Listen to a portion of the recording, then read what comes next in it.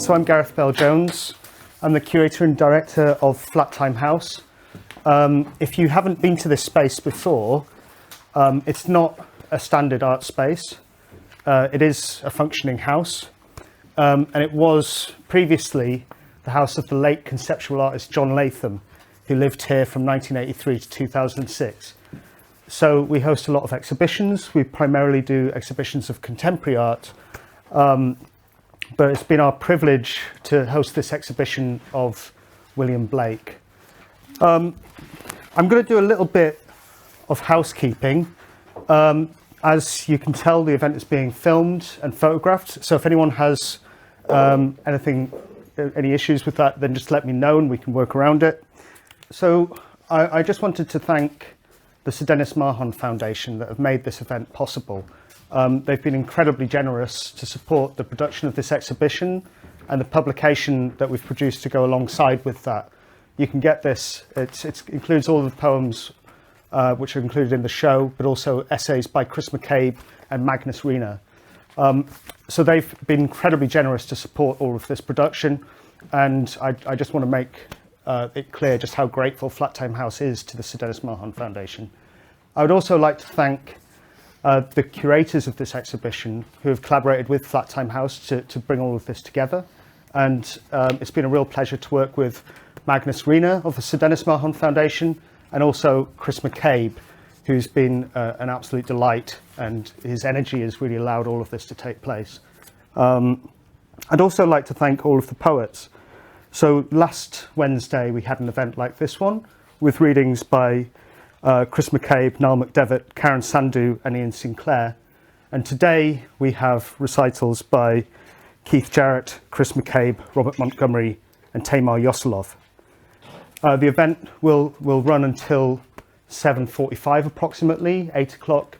It's all new commissioned writing, and so there's some variation on how long it might take place.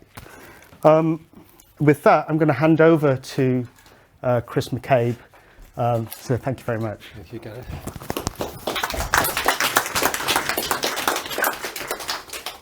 Thank you, everyone. Thanks for coming along. Really, the energy for this exhibition's been truly collaborative. It's been wonderful working with Flattime House, with Gareth and Mary, who conceived the idea for bringing Blake to Peckham with the Denis Mahon Foundation. It's been great working with Magnus as well on this. And really, my role's been to connect Blake's world up with the contemporary poetry world. And if you read Blake's mythology, we travel through the channels of time with eternity just on the other side of the mundane shell that separates eternity from our view of it. It's always there, we just can't always see it. And of course, in Blake's world, the dead can appear at any time. We can have a dialogue with the dead. The dead can come back and visit us, inhabit our body, and ask us to put right their mistakes. So in a sense, we could say Blake is yet to come to Peckham. And actually, what we're hearing from tonight are poets that have predeceased William Blake. Let's hold that idea, see if it works. And maybe Blake will show up later on. So I'm going to introduce each poet one by one. And I'm going to read a few poems to start us off. Last week I read my piece, which is on the wall, which is a kind of a work of the imaginary, if you like, called Civic. And this week I'm going to read a couple of things which are more related to John Latham. One that I wrote before the exhibition, and another that has come about through trawling through Latham's archive, albeit in digital format. And what I really like about John Latham is that he wants everyone to question everything, not to accept these things on the shelf, their books, to cut them up and kind of put a slice of glass through them or cover them in foam, and to challenge received knowledge. So I think Latham's maybe somewhere in this poem. It's called Talk to That, and I've used this phrase myself. I'm sure some of you have used it. It's become a contemporary phrase where rather than saying, can you say something about that? Or what do you think? People say, can you talk to that? I say this myself, and I wonder why I'm saying that. What is the to? What is the that? Talk to that. There came a point in human interactions when people asked, can you talk to that? Not, what are your thoughts? Or, can I have your view? Or even, what do you think? But can you talk to that? Overnight, the abstract became the object, a mischief of rhetoric that removed the person from the dialectic. Can you talk to that? What fractal was detached? What was the that wanted talking to? Heel boy, get back, talk now. Talk to make it sit. The question has fleas, lice, ticks. Can you thought to that? Can you think that? Can you take a that? Can you talk? Can you talk to? Can you talk to that? This is the Latham response, which I'm calling using one of Latham's terms from his cosmology and his language system. It's called not noit, not die. And it's the subtitle is a non-hierarchical spray gunning of John Latham's personal archive. And it's got some of these Latham terms throughout.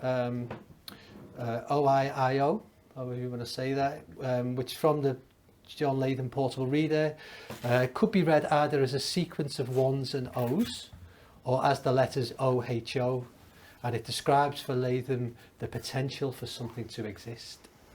It mentions IP, the incidental person, who could be an artist, someone who takes a broader perspective, and also the RIO, or I call it the Rio in this poem, the rational intuitive organism, which again is someone who can stand back and take a broader view of what's happening in society. It mentions Shem and Sean, which are the two characters from Joyce's Finnegan's Wake. Shem the penman and Sean the postman, both brothers, of course. One writes, the other delivers, but they're actually both pretty much at war. And it mentions Mitya and Ivan and Alyosha from the brothers Karamazov, which is another important text for John Latham. So yeah. Oho, something could happen. The night flexes its looks, flashes its lesions. Oho, oho, in emergence, transhumance, imminence, tall buildings that wear 10 landmarks, world trade, transfer markets. Oho, oho, 0 is 1, 1 is 0, the print is in the roller, vermilion, ochre, malachite, the symbol yet to commit. Oho to Rio, who receives, who intuits, who commits. Rio to IP, who listens, who barks, who silences, who. Hunter's Moon, Victoria Falls, Lovers Fairs, Rio to Rio, Star Rot, Fool's Butter, Astral Jelly. Rio to Oho, Maximal, Animal, Axis, Maximus. Who leads, who lights, who bleeds. Mitya to Ivan, spray gun bladder, embedded cheese, animated scoob. Shem to Sean, who delivers, who writes, who lives. Noit to not it, what I believe, why I belittle, to whittle the basin. Who forgets, who forgoes, who forges. Hazy post office, jello telephone, man hobgoblin. Hoofit, hoofit, hoofit. Berger to Latham, concept blackout, Fomex system, purple structure. Who simmers, who stammers, who Alyosha to Mitya, tasty story, hairy airmail, phantom portal. Who presides, who derives, who dares, Piccadilly Eros, Public Gallstone, Avalanche Cat, Oho, O Structure, A Road, iPad, Who Cuts, Who Pastes, Who Processes, Syntax Calvary, Subquantum, Latham Dipper, No, Am, No, Am, Noah, No, Noah, Noam, Chom, Choms, No, Am, Sky, No, Noam, Noam Chomsky. Where's the food? Is Alan here? What's up with Shem? Is anyone hungry? Have you the time?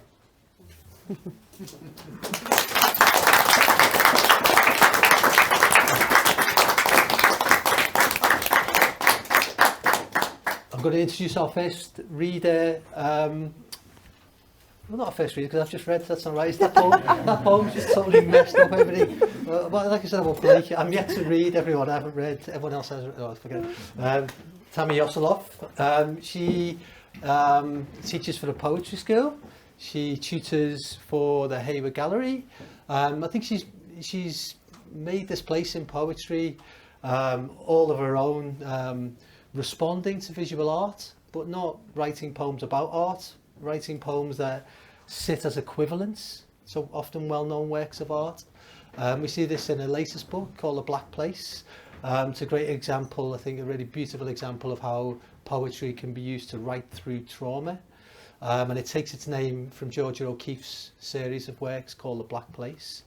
It's a wonderful book, and it has visual elements in there as well. I'm thinking about the erasure poems and the blackout poems, some of the best blackout poems I've seen.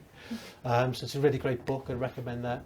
But also she's here as a poet, but she is also editor of Hercules Editions, and I wanted to mention that because Hercules Editions is named after the road William Blake lived on for 10 years in Lambeth. So Blake is right at the heart of everything she does. So please put your hands together. Tamar Yoseloff.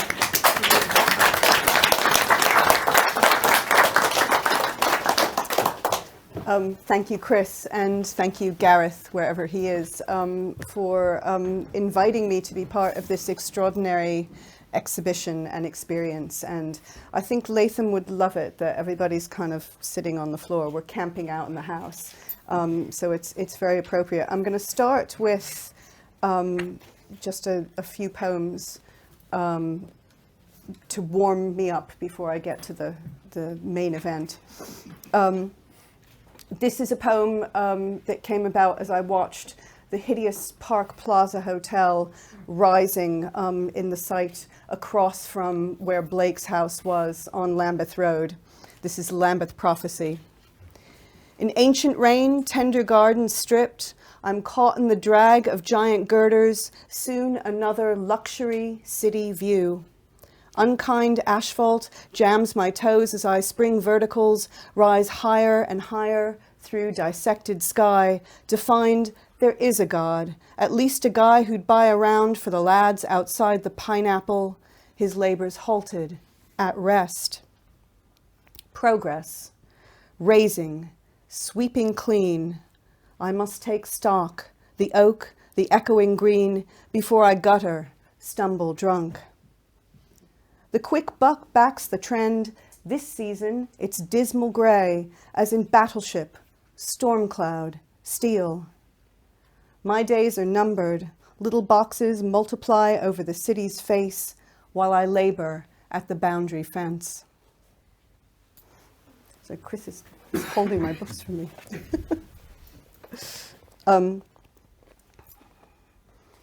Chris was talking about a celebration of the dead. So this is a poem for the London dead. Iron urns. A park, Russ in Urba, a place to rest in peace with roses, weeping willow. But we can't contain the dead. They're roused from sleep to sour the air, rusting every crack and crevice, a breath that smuts the back of necks. They're reduced to ash, the lug of bone made light as laughter, shivering the trees. We bear the weight of stones and slabs, heaving marble garlands, plaques proclaiming great works and deeds. They can't release their grips, their name chiseled into benches where we sit. They thrust themselves upon us, insist we don't forget.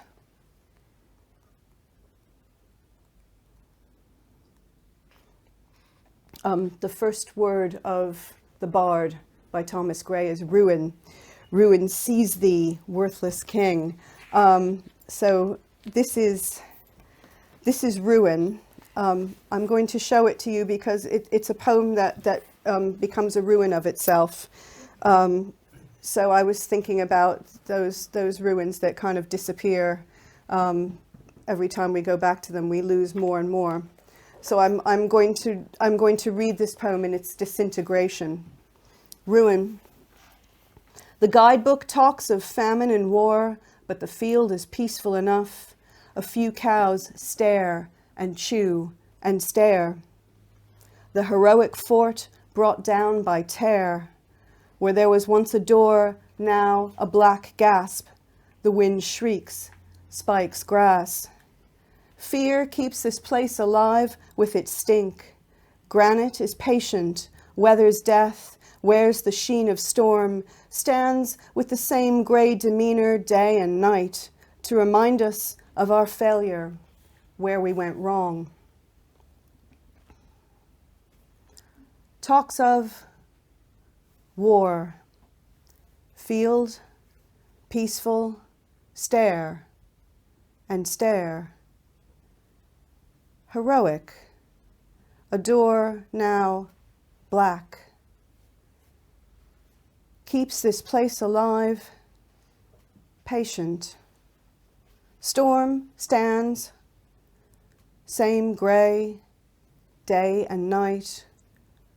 Our failure, where we went wrong. Talks of peace. Hero or no. Black. Storm. Night. Oh, failure. Here we went wrong.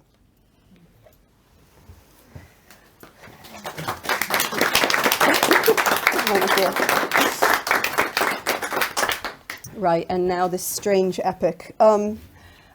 This poem was begun in the middle of one of those named storms. We seem to have had a lot of named storms lately. So this was Storm Brendan, if you can remember Storm Brendan. And I had spent a few hours here in the house that day, and I was sitting in the body zone in the kitchen, going through Latham's letters and notes and statements of intent. And I was staring at the words which some of you might be able to see, which are painted on that wall over there, like an ancient text or like my poem that was erasing itself. And the words say, if we are, and then it looks like there's a BR or a BI. And I meant to ask Gareth what the completed word was. But I never did. And so actually my ignorance became incorporated into the poem. I think Latham is probably the presiding spirit of this, thinking about his concepts of time and knowledge, and wondering what he might have made of the state we're in at the moment. But snatches of Blake and Gray are in here, and it's a kind of a weird patchy quilt to steal a metaphor from the Fatal Sisters. So all kinds of other things have come into this poem. Mallarmé makes a kind of brief appearance, and he had this idea of the open book being like a white butterfly. And then weirdly, Stanley Green, if people remember Stanley Green, who was the protein man, and he carried that sign, less meat, less lust through Leicester Square. And I kind of feel he's sort of appropriate. So he's in here as well. They crept in uninvited, as most things did, because I found once I started, I was kind of swept away by the whole thing. So this is Belief Systems, and it starts with a quote from Latham. We are absolutely committed to not knowing, an act of faith it was once called. we put up a guess. The storm is here, they give him a name. The wild winds weep, we stiffen our limbs to a winter with small consolation. The night cloaks men in ceremonial duvets, winding sheets, their beards entwining as they sleep. They might have been bards or kings, fallen on hard times, that's what they say, as if time has surface, a rigid ground that breaks the body as it hits. Only events can fling us from our beds. Events goose-step over concrete. Events purge words of power, the gutter press pressed thin against windows to buffer wind. Old news, over before it's ink. We can only guess what's next, an act of faith. We take to the virtual streets, waving emoji fists. The revolution is on our phone, the event inside our pocket. Hours of folly are measured on Facebook, where cats demand worship, arch their shaggy backs and hiss. Pumojis run for president, punch-ups fade into the ether, the dead update their status. We tell the cloud our secrets, so it will hold our voices when we lose solid shape. Nothing we've made will save us from what we've raised. When the foaming flood hits shore, our time is up. The storm collects our waste, circuits bared like maps to nowhere, analog screens, their ancient stars trapped in static, all of it shipped to Surabaya. Farmers ditch failed crops, sift plastic for gold. There's profit in junk.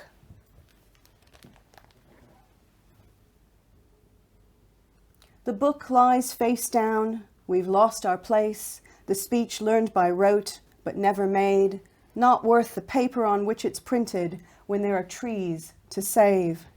Chuck it on the fire. We'll need its blast of heat when refineries fall into the sea.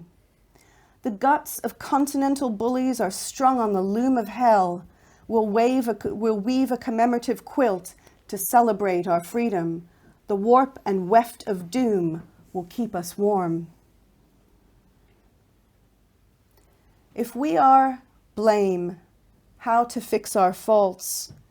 If we are blade, we're deep in love with blood. If we are brain, we're plagued by tumor. If we are broken, we're past repair. If we are Bible, we've lost faith. If we are birth, we're also grave. If we are bird, we crow for meat. If we are breath, we've ceased. Through dark, open mouths climbs a sound unrelated to word, a quaver that skips the stave, quivering on breath, the wail of veiled women at a grave, the scream of falling Icarus, slicing air. The book lies face down, keeps its counsel. Pick it up or chuck it on the fire. It's been here for years, collecting dust, the author long dead. His time was up, but now he takes another shape, his voice pressed like a flower in the page, asking us to speak to him, to bring him back to life. Just a matter of time, they say, as if time has mass and weight like bricks. We build a wall each day, demolish it each night, then build it up again, brick by sodding brick. Our stalks are made of air and spit. They black in smog. The thoughtless world ticks off its inventory. 4 births, 2 deaths every second, 8 million heartbeats every second, 75 Big Macs every second, 500 WhatsApps every second, 4,000 new stars every second burst into gravity. We know, but can't see. All of it adds up to one, a belief in what we think is true. In the nick of time, they say, a chip off the clock. What happens before what might have happened, disaster halted or simply held for another day, your time is up. The storm grabs what it can, gated estates jerry-built on fault lines, makeshift hospitals, highways carved into crazy paving. The host of daffs break ground for Christmas. The blackbird sings all night, hypnotized by LEDs. The book lies face down, an open fan, a cabbage white, or so the poet said. Everywhere, nowhere, vanishing from sight. His tomb is laced with praise. His slim volumes are what remain, cluttering glum shelves. The book lies face down. Pick it up. Text riddles the page, fencing the pure white field with strokes. They say the poet spouts a lot of rubbish, things that are like things instead of things that just are. Things have volume, occupy space. Words balloon over our heads, pop in the stifling air. Full stop. If we are blood, we're clot. If we are blue, we're bruise. If we are bile, we're humor. If we are bind, we're tied together. If we are bread, we're mold. If we are blench, we cheat. If we are billion, we'll increase. If we are breath, we've ceased. No more boom, just bust. No more room, go home. No more hands across the channel once we dynamite the tunnel, clinging onto inflatable dinghies, reliving Dunkirk pluck. No more odes, just prose. No more love, just lust. No more meat, less protein. No sitting when we must stand. No more time, we've run out. As if time is a tarmacked road that simply ends. What's ahead is unmade. Better to stay confined inside our crumbling palace, to seethe and rot alone. No more milk and honey, just flat beer. Get used to it. The storm is here. Thank you.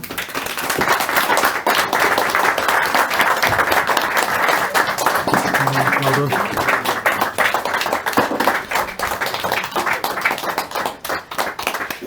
Thank you, Tammy. I'm going to introduce our next reader, our penultimate reader, Robert Montgomery. So Robert, I always think of Robert as, to use Adrian Henry's phrase, as a total artist. A poet and artist who brings in all these different ways of making into a style that seems so coherent and almost inevitable. So you've probably walked past one of Robert's poems on your way to the tube, or you've seen it on social media. Some of you may even have a tattoo of one of Robert's poems, and maybe that tattoo is somewhere you wouldn't show on social media. Many people have done this, and I think it just shows that his poetry is pushing into places that poetry doesn't normally go to. He's exhibited all over the world. His poetry is available in book form, books such as Coltash, and it's out there on billboards, in fire. He creates fire poems. It's out there in neon, but I'm really pleased to say tonight he's here with us in person, so please put your hands together for Robert Montgomery.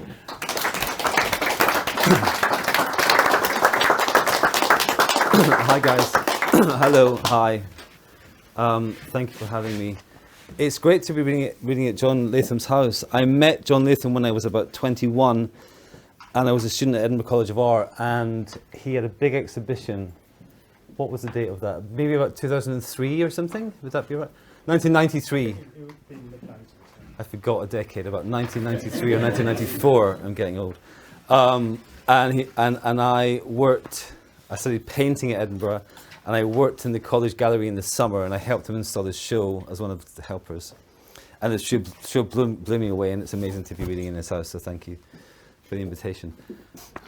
I'm going to read a poem which is a visual poem. It's a concrete poem. You can sort of see it has a graphic sense to it. And It's for Blake, and it's sort of, I did this poem as billboards across Shoreditch, close to Bunhill Fields, in excerpts. But when I was planning it, I sort of wrote this poem as sort of like, you know, instructions to myself. Blake, of course, is buried at Bunhill Fields, and with Niall McDevitt, I read that poem at his grave when we were campaigning against the redevelopment of Bunhill Fields. And it's called Poem in Lights to be Scattered in the Square Mile. Big on the facade of the Gherkin, the concrete is just the carpet. Then in the distance close by, the concrete is just the carpet laid on still real land.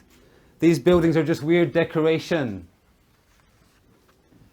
Then elsewhere, streets close to Liverpool Street but scattered. The city is a magical sculpture we live inside. When the rain comes, the buildings remember wild other cliff tops. Eagles live on the rooftops, not as symbols, just as eagles. They remember the sky. Money is a superstition. All that in lights. Then money is a superstition repeated on its own in much less fancy ways. Stickers on lampposts and that kind of thing. And scratched with keys on tube train windows. And just written on the floor in marker pen, finally at Fenchurch Street. And not having to mention God by name anymore either. Just strings of lights put silent around Bunhill Fields every winter when no one is looking, and every spring a new rage of kind, wild truth swirled high above the city as blind, fresh clouds. Swirled up from where, though? From the Dissenters' Cemetery. I'm just going to read one more poem. And it's a poem about Alexander Trochy, who was a Scottish situationist and a publisher of Beckett. And I don't know what the link is to either Latham or Blake, except that to me it seems to argue with I don't know who it argues with. I mean, it argues with itself, and it's a sort of comic poem, okay? And it's called Kobe Bryant, and it was written way before Kobe Bryant died, so it's not in any way...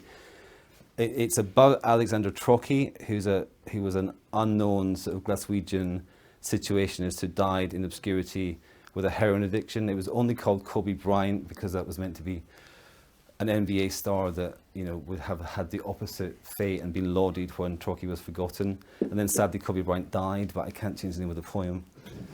So it's still called Kobe Bryant. And we're tired. What with all the aristocrats to humour, then steal back from, and the courtesans, and that parade of Helmut Newton girls through the half 20th century, all thighs and heels and cheekbones and no manners. Ads for car insurance on TV, and a whole country waking up to that false empathy, and that weird way the language is flattening, away from all the once conditional tenses into a permanent flat present now. But we do want the radio commentary, the vowel repetition assonance high mannerist melody, the quick spastic wrist gestures, smooth runs in the paint. My own love of the spasm as gesture is because it's used by all my heroes, Antonin Artaud, Wars of Gummidge, Ian Curtis and Harry Potter. And anyway, English is too beautiful for prose. I just want the Larkin-mastered vowel repetition assonance high mannerist melody, which is so good you don't even know he's doing it, and is based on the way people speak on the streets in Hull. And don't forget, Hughes is from Yorkshire. What if we found out the whole cadence of modernist British poetry was just Northern dialect written down for the first time? And that Betjeman put them up to it because he was bored of you too. They're even worse to you in Scottish though. The Scottish don't like fancy talk, even if it's not that fancy. McDermott called Trocky cosmopolitan scum just because he got some glamour in Paris, while Trocky saved English really, emotionally blackmailing John Calder into publishing Beckett. None of these Bronte Society fuckers would publish Beckett. They found the work too maudlin, too lacking in narrative and lies, lacking Judeo-Christian morality subtexts, just not lying the witch in the wardrobe enough. Beckett thought, fuck it, he was just writing French. He went to Trinity, so he had the French anyway. France published it and Trocky found it. Fuck knows how Trocky has the French, but he does. When I went to school in Thatcher's Glasgow, English was the only second language we could possibly aspire to. But Trocky finds Watt in the Chateau Rouge and English is saved again, and he pesters John Calder for a whole summer, and Calder resists the whole of August and gives in the second week of September. Trocky doesn't take no prisoners, and he doesn't wave his hair around like Kobe Bryant and shit. He just disappears to the East River, night watching coal barges, while America chugs the slow uranium that bombed Hiroshima past him in scows, and the uranium watches while Trocky gets arrested. But they never get caught. This is the Google Map reference for Hiroshima Strasse in Berlin. https://maps.google.uk/maps ?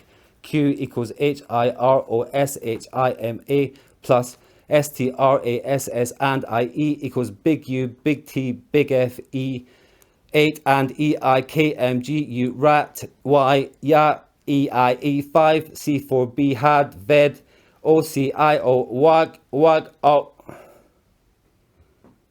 I will start a Kickstarter campaign for a Hiroshima Strasse to be put in every US, British allied country, and we have to go stand there on Remembrance Day. Everyone should stand there all day, every November 11th, and think about what we fucking done and why we think to do it with the war already won. To freeze the world for 50 years, to freeze it paralyzed under our devil's stare, while we hallucinate a drone future, while we make sculptures of the devil that are the devil, while we incarnate Satan and stay in office. And of course, this was obvious all the time. This is what happens if you let Puritans Holocaust sue, then just keep going. And fuck Scotland too.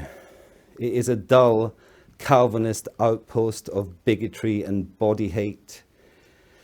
When QPR, Queen's Park Rangers, play away, they huddle together, the hard thousand, and their away song, especially in the rain, especially in Newcastle, Sunderland or Middlesbrough, arms joined shouting in the sad northern dusk is, "Oh, werewolves of London!" Londons are the kind of place us and Trocky can hide finally and have bookstalls.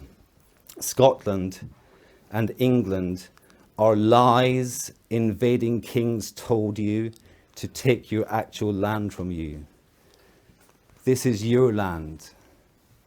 From the blank Norfolk night to the blue Cornish morning, just a wild pagan land with no name and no flag.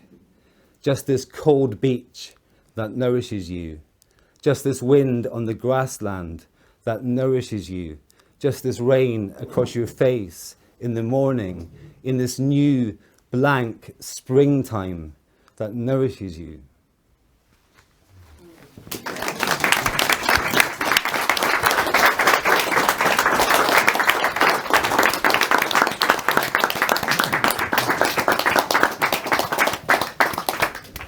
I never thought I'd hear Wurzel Gummidge and the answer to British modernism in the same poem. There we have it. Thank you, Robbie. I'm going to introduce our final reader, final performer of the programme for the exhibition. It's Keith Jarrett. Known and enjoyed Keith's work for a long time. He's performed at South Lake Centre many times for our work. We've commissioned him to respond to the National Poetry Library collections and write new work to perform in the library, which was amazing. Keith is a UK slam champion. He's also the winner of, I hope I get this right, the Literary Festival of the Urban Periphery. Oh, yeah. In Rio de Janeiro. This thing exists and Keith won it, so I mean that's just amazing on both counts. He's here tonight. He's going to read some of his poems, including the work which is on the wall there. So please, if you're mic'd up, Keith, Yeah, I think so. put your hands together for Keith Jarrett.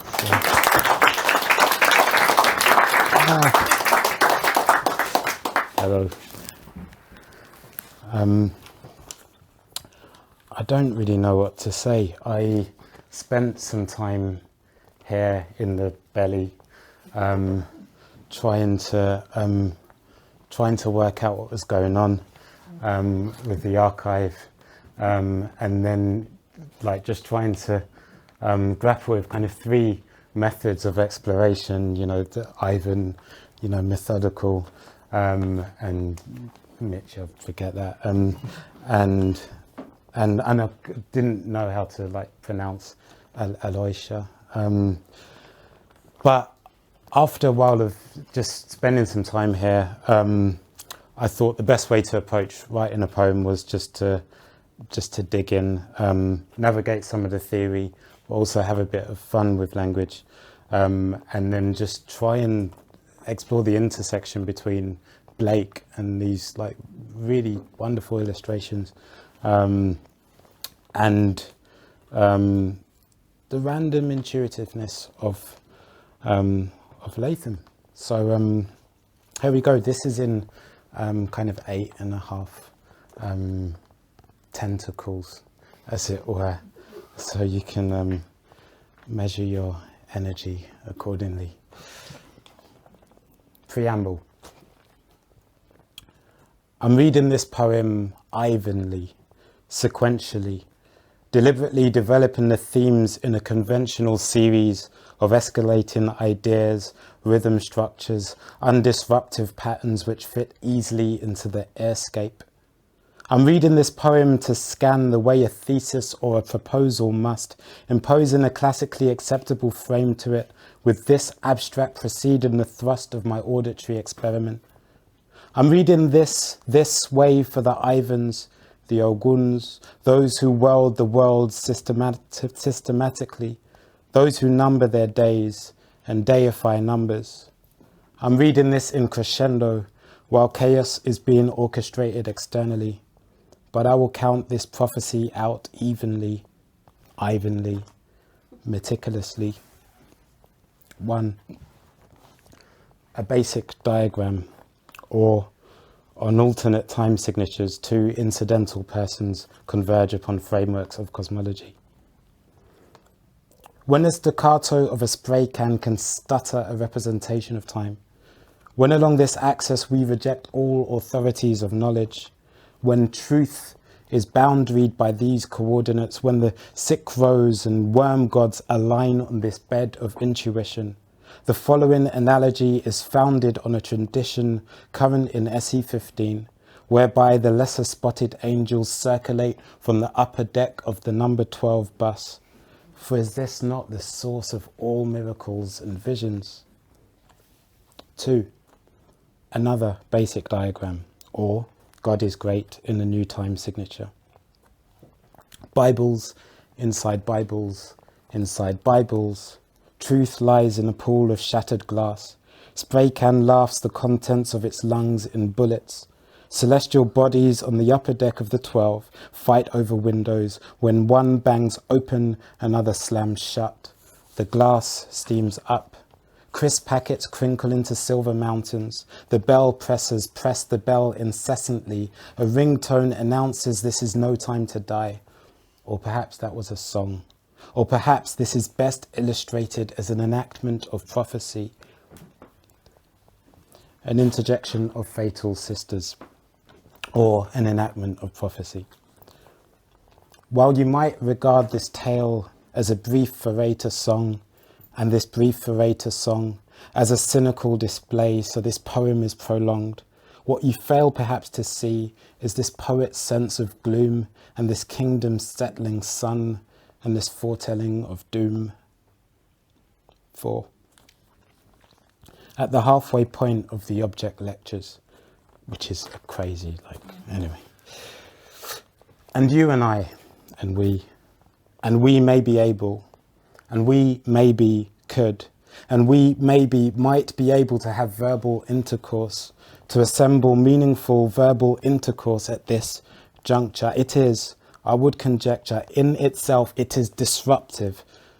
Now that knowledge is for experts, now that the modern furniture industry, that is, according to Latham, school, preschools, universities, and other such capitalizations of idea production, now this furniture industry claims to be increasing its portfolio of diverse chairs, enthroned at the seat of power. Now that the factories of knowledge keep producing and reproducing and harbouring replicas in their own image, blowing thick grey clouds to obfuscate and dominate and opiate the masses. Now that our blue and yellow bags are laden with cutlery and meatballs and price calculators, where is the space for the intuitive? Where is the energy for exploration? Where does the imagination go when it is hungry and unsatiated? Who will mourn its passing when our systems bury it unceremoniously in their warehouses? 5. An analogy, or what some might call a parable. Here is an envelope, and here's an equation. Spin both around slow in open palms. Remove brackets.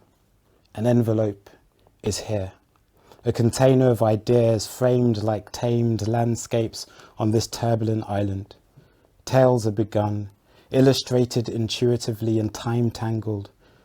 And I'm posting this envelope at a point along the roller blind, invisible to the naked eye. 6. Thought experiment. This specific section must be performed for a duration of 3 minutes. N, development,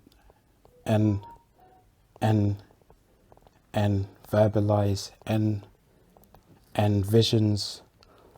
I give you a glass, emptiness, know it, night, the reverse of a mirror, atheist demons screaming behind it, the reverse of a mirror, roaring, the reverse of motion, noit, nouns made verbs, verbalizations and visions and time signatures. Welcome into the transition of horizontal bands, the percussion of physical space, paint particles and party politics and other body events sprayed into meaninglessness. We give you glass, bi-directional framework and reflecting back, flexing muscularly until it flat times flat, muscular flexing, reflecting back, bi-directional framework in the glass you give to we, shattered into meaninglessness, the body politic like paint particles, physical space as repercussion.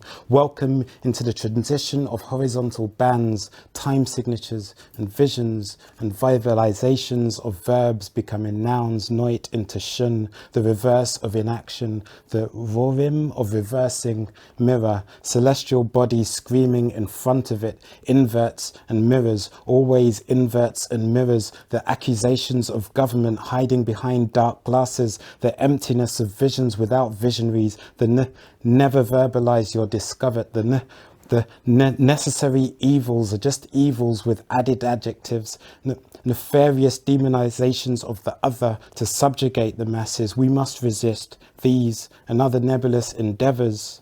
My poetry is apolitical. I'm just an immigrant's queer child dressed in newspaper headlines and caution tape.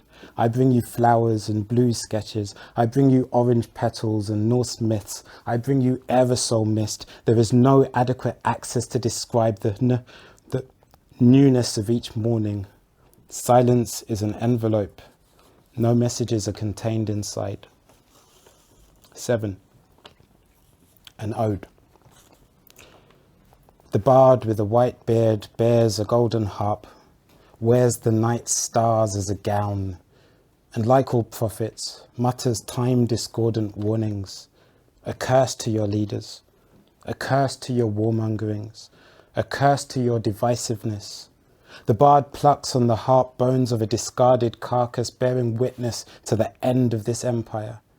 A curse to your cruel-hearted wrangling of truth into glass particles you pass off as food, as knowledge, as currency. A curse to you who heed not the earth's heartbeat, preferring to plunder on in perpetual disregard. A curse to the deliberately hard of hearing purveyors of falsehoods. And this foretelling of doom, of this kingdom set in sun, is an old ode we hold askew, is a course we can't outrun. 8. Blue and orange, or instructions for a happening. If you can afford the oxygen, immerse yourself in a flood of blue and orange. If you cannot, begin with the legs or somewhere less practical. Words are less important than interruption, disruption, discord. Remember this and keep silent. Violently remove the pages from your textbooks and fling this at your new nemesis. Remember this is an idea. Remember that the human endeavour is doomed to fail, to keel, and keen its passing.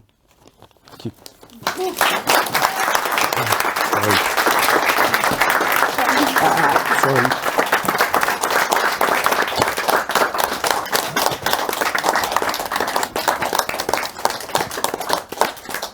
Thank you so much, Keith. Brings us to the end. Just to mention, there's this wonderful booklet produced by Flat House, which has got some of the poems in that you've heard this evening, the sections that are on the wall. It's a bargain. You get change from a £5 for this, and you'll be supporting the gallery as well.